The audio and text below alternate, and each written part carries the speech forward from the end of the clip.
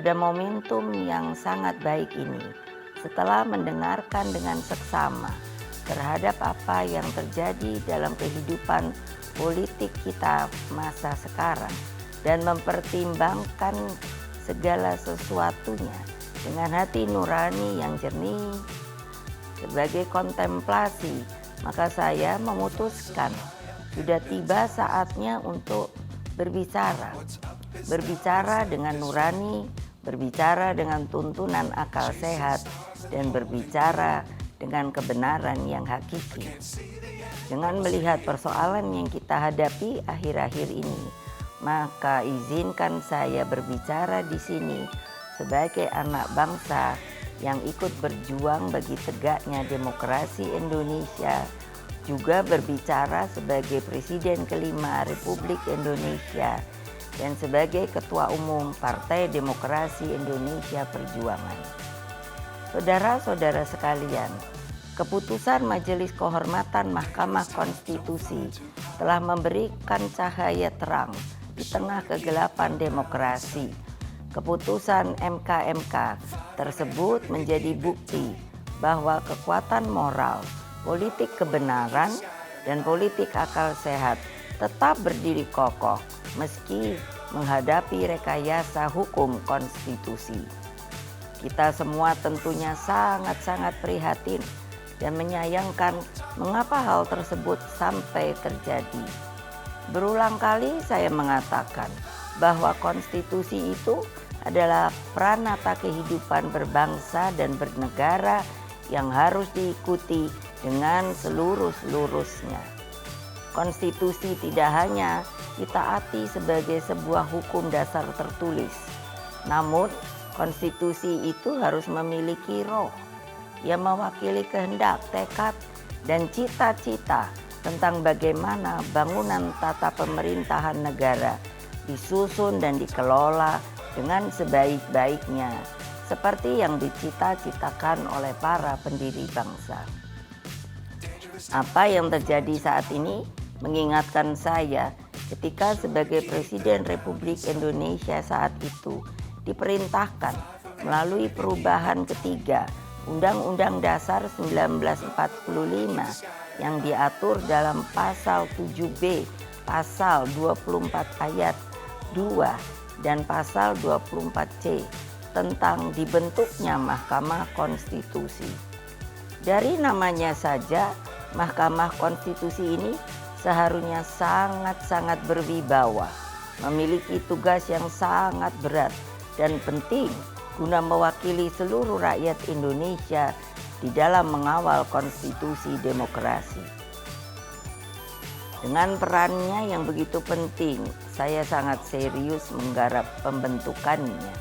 Saya sebagai Presiden didampingi oleh Menteri Sekretaris Negara mencarikan sendiri gedungnya, dan saya putuskan berada di dekat istana, yaitu suatu tempat yang sangat strategis yang disebut sebagai Ring 1, sehingga Mahkamah Konstitusi tersebut harus bermanfaat bukan bagi perorangan, tapi bagi rakyat, bangsa, dan negara.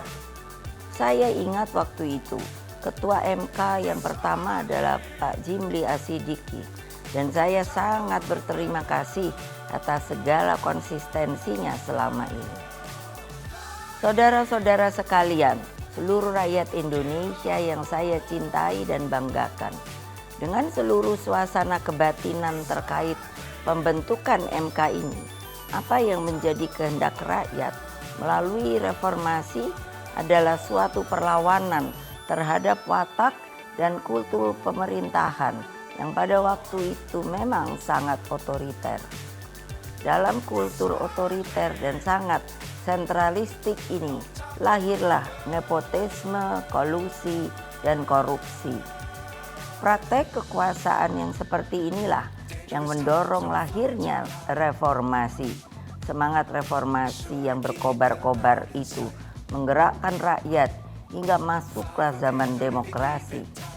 Bukan sebuah proses yang mudah, bukan yang indah, karena pada waktu itu sampai saat ini kita masih seharusnya mengenang dengan perasaan hati yang begitu sedih atas pengorbanan rakyat dan mahasiswa melalui peristiwa Kuda Tuli, peristiwa Trisakti, peristiwa Semanggi, hingga berbagai peristiwa penculikan para aktivis, bagian dari rakyat, dan lain-lain. Mereka banyak saksi-saksi hidup yang sampai hari ini berdiam diri. Semua menjadi wajah gelap demokrasi. Praktek kekuasaan yang otoriter itulah yang telah kita koreksi. Maka melalui reformasi janganlah lupa, lahirlah demokratisasi melalui pelaksanaan pemilu presiden dan wakil presiden secara langsung dan terbatas, serta undang-undang tentang pemerintahan yang bebas dari nepotisme, kolusi, dan korupsi.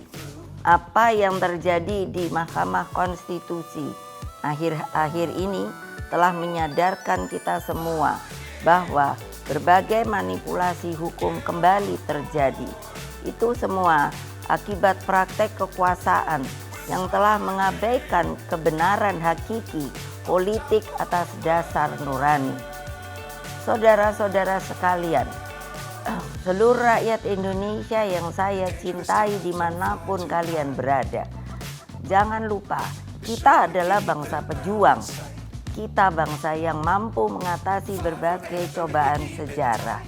Karena itulah dalam situasi seperti ini, mari kita kawal pemilu 2024 dengan nurani dan sepenuh hati. Kita jadikan pemilu 2024 sebagai momentum untuk mendapatkan pemimpin terbaik yang benar-benar mewakili seluruh kehendak rakyat Indonesia, mengayomi agar Indonesia menjadi bangsa hebat, unggul, dan berdiri di atas kaki sendiri. Rekayasa hukum tidak boleh terjadi lagi. Hukum harus menjadi alat yang menghadirkan kebenaran. Hukum harus menjadi alat mewujudkan keadilan. Hukum harus menjadi alat mengayomi seluruh bangsa dan negara Indonesia. Dengan keadilan inilah kemakmuran pasti akan bisa diwujudkan. Karena itulah terus genggam erat semangat reformasi itu. Jangan lupa terus kawal demokrasi berdasarkan nurani.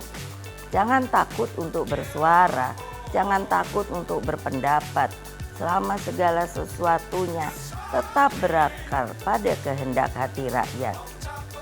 Terus kawal dan tegakkan demokrasi. Itulah kewajiban kita sebagai warga bangsa dan bahkan menjadi keharusan setiap anak negeri dan bangsa agar tidak terjadi kesewenang-wenangan. Sebab kedaulatan rakyat harus terus kita junjung tinggi.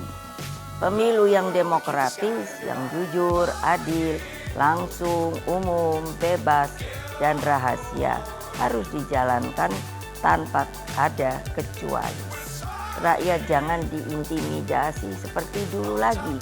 Jangan biarkan kecurangan pemilu yang akhir ini terlihat sudah mulai akan terjadi lagi. Gunakan hak pilihmu dengan tuntunan nurani. Semoga Allah yang Maha Kuasa meridui perjuangan kita. Merdeka, merdeka, merdeka. Terima kasih. Wassalamualaikum warahmatullahi wabarakatuh. Om Santi, Santi, Santi, Om Rahayu.